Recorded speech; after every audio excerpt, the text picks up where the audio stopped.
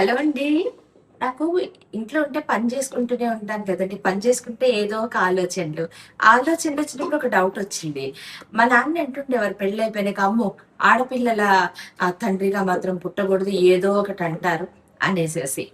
పెళ్ళయ్యే వరకు అమ్మ ఆడపిల్లల్ని ఎస్పెషల్లీ చెప్తున్నా. కని, పెంచి, వాళ్ళకి సాయం చేసి, వాళ్ళకి చదువుల్లో సాయం చేసి, పెళ్ళిళ్ళు, ముద్దులు, మురిపాలు, ఉద్యోగాలు అన్నీ చేసే వరకు చెయ్యాలి. పెళ్ళిళ్ళు చేయాలి. పిల్లలు పుడితే వాళ్ళకి కంటానికి దగ్గరుంటే వాళ్ళకి మళ్ళీ అన్నీ చేయాలి. సామెత చెప్తారు కదండీ! ముద్దులు, మురిపాలు నాయనమ్మకి పీతిళ్ళు, ఉచ్చెలు అమ్మమ్మకి అని ఒక సామెత ఉందనమాట.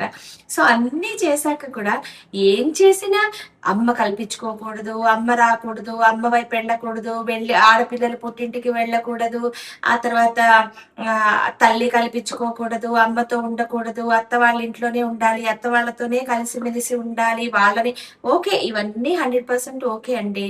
నేను కూడా ఒప్పుకుంటాను. మరి మాతృదేవో భవ అని చెప్పారు కదండీ! అంటే మగపిల్లలకే మాతృదేవో భవనా? ఆడపిల్లలకి మాతృదేవో భవ లేదా? పెళ్లితో అక్కడితో కట్టా? ఏ తల్లైనా పిల్లలు ఆడపిల్లలైనా చక్కగా పెళ్లి చేసుకుని, చక్కగా హస్బెండ్‌తో ఉంటే బావుంటే కళ్ళారా చూడాలని, వాళ్ళు హ్యాపీగా ఉండాలని ఏ తల్లి కోరుకోదండి. వాళ్ళందరూ కలిసుంటే హ్యాపీ అయ్యేది అమ్మే గదా! హ్మ్. ఏ తల్లి గూడా పెళ్ళయ్యేటప్పుడు విడాకులు తీసేసుకొని కూతుర్ని విడగొట్టేసి ఇంటికి తెచ్చుకుందామంటే ఎందుకింత కష్టపడి పెళ్లి చేస్తుంది? తల్లి కనిపించుకున్నంత మాత్రాన సంసారాలెందుకు కూలిపోతున్నాయి? అమ్మాయికి ఏదన్నా కష్టమొస్తే ఎవ్వరికీ ఆడవాళ్ళ గింజ నోట్లో నువ్వు గింజ నానదంటారు కదా! ఎవరికి చెప్పుకున్నా ఒకటికి 10 చెప్పి చెప్తారేమో! అమ్మకి చెప్తే ఏదన్నా మంచి సలహా ఇస్తుందేమో అని చెప్తారు గానీ, చెప్పినంత మాత్రాన నువ్వు నీ భర్తతో పోట్లాడొచ్చేసేయి, నీ అత్తమామలు తిట్టి ఇలా ఏ తల్లిదండ్రులు చెప్తారండి? ఎవరలా ఉండాలని కోరుకుంటారు? ప్రతీదీ ఆడపిల్ల పెళ్ళైన తర్వాత ఏం చేసినా మంచి చేస్తే సంగతే. మీ అమ్మ నీకిది చెప్పలేదా? ఇది నేర్పలేదా? ఇదనలేదా? ఇలా ఉండాలని చెప్పలేదా? అన్నిటికీ చెప్తే ఎంత ఎంతని భరిస్తారు తల్లులు. ఓకే. అన్నిటికి పాపాల భైరవి చివరికి ఎవరంటే అమ్మే. మీరేమంటారు? నాకైతే ఇలా అంటే పని చేసుకుంటుంటే ఏవో ఒక థాట్స్ వస్తుంటాయి. ఇది కూడా నాకిలా ఆలోచనొచ్చింది. మరి మీరేమంటారు?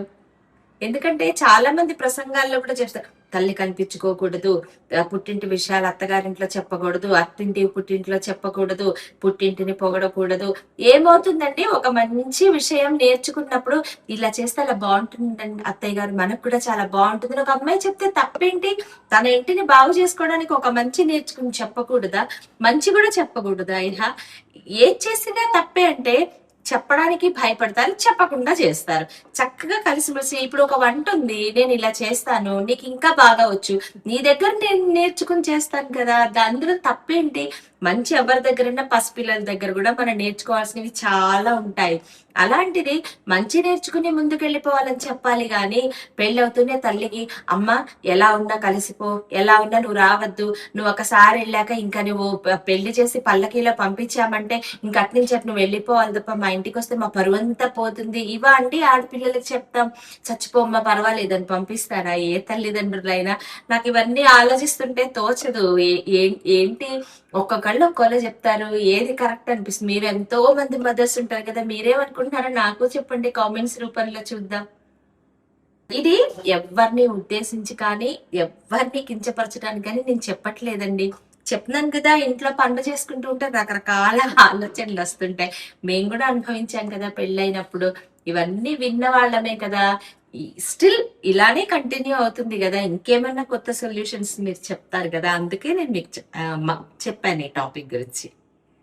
ఎవరైనా నా మాటల వల్ల హర్ట్ అయితే సారీ.